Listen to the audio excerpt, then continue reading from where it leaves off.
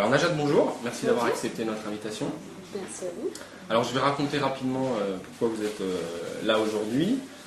Parce qu'on est sur un blog de football et qu'on n'a pas forcément l'habitude de faire de la politique ici, mais on avait envie de vous rencontrer parce que on s'est croisés le soir du titre au stade de Gerland et à l'hôtel de ville, et vous nous avez permis de rencontrer Jean-Michel Aulas, qu'on a interviewé. C'était un moment important pour nous et pour la vie du blog, donc on tenait à vous offrir une modeste tribune, on va dire, pour vous remercier pour cela.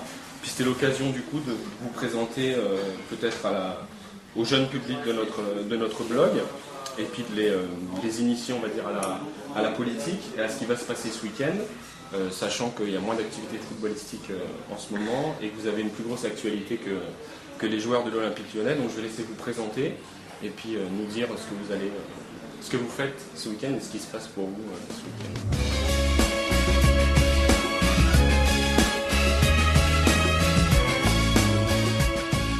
Donc Najat Vallaud-Belkacem, je suis la candidate du Parti Socialiste pour les élections législatives dans la 4e circonscription du Rhône à Lyon.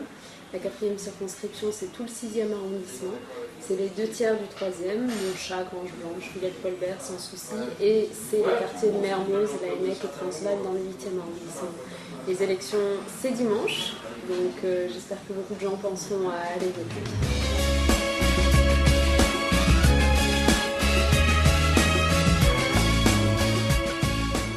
J'ai commencé à m'intéresser à l'OL au moment précisément où Jean-Michel Aulas a introduit le club en bourse. Parce que là, du coup, ça a pris une autre dimension pour moi. Et je trouvais ça passionnant que de suivre cette actualité parallèle où il y avait l'introduction qui était quand même difficile à faire, qui était innovante, très critiquée en bourse, et puis en même temps l'OL qui se mettait à perdre ses matchs, alors même qu'on avait plus que jamais besoin qu'il les gagne justement. Et c'est vrai que c'est à ce moment-là que c'est devenu pour moi un film d'action, quoi.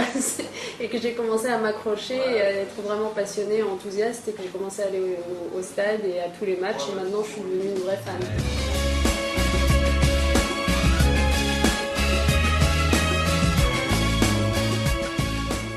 Il y a une chose qui est incontestable, c'est que depuis que Gérard Collomb a été élu à la mairie de Lyon, l'OL n'a jamais perdu le titre. Donc ça, a toujours gagné le titre, plus exactement. Et ça, c'est un exploit, c'est extraordinaire. On pourrait me dire que c'est essentiellement une coïncidence, mais vous savez que dans le foot, on est très superstitieux. En politique, on finit par l'être aussi. Et moi, je ne peux pas m'empêcher d'y croire, de penser qu'il y a un lien entre la dynamique qu'a su insuffler Gérard Collomb dans cette ville qui ressemble vraiment plus à ce qu'elle était il y a 6 ans, et puis cette montée incroyable, irrésistible de l'OL.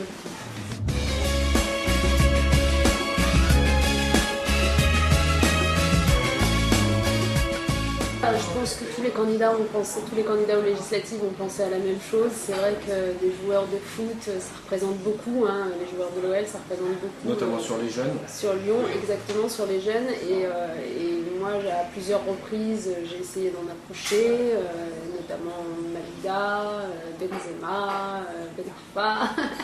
Le problème, c'est que généralement, les joueurs ne veulent pas s'investir dans le politique parce qu'ils sont très jeunes, hein. Je crois qu'il faut avoir conscience de cela. Hein.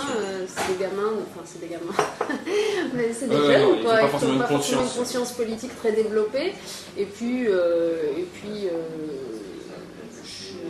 pensent sûrement ne pas avoir grand-chose à gagner à s'impliquer.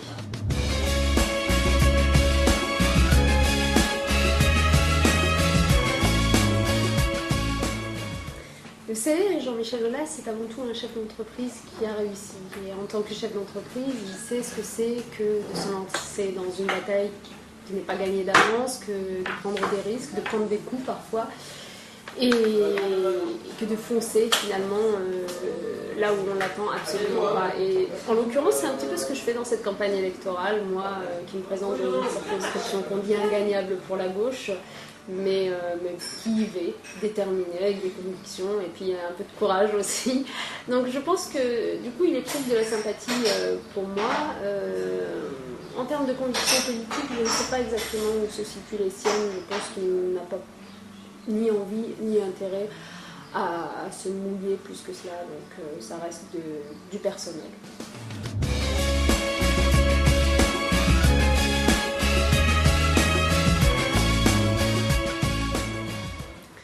C'est un sujet compliqué. Je pense qu'il faut l'étudier calmement et avec tous les acteurs concernés, mais c'est un sujet compliqué parce que d'une part, j'ai envie de vous répondre oui, vous avez raison, il faudrait qu'on soit en mesure d'être en compétition avec les autres pays. Mais en même temps, je trouve qu'il y a déjà beaucoup d'argent dans le football professionnel, qu'on en a peut-être besoin un peu pour le football amateur ou pour d'autres sports aussi. Donc je pense qu'il faut bien peser les pour et le contre et trouver un juste équilibre avant de prendre une telle mesure. Très bien, pas complètement fermé à l'idée pour... Pas complètement fermé, mais à réfléchir. Majette, merci. Merci à vous.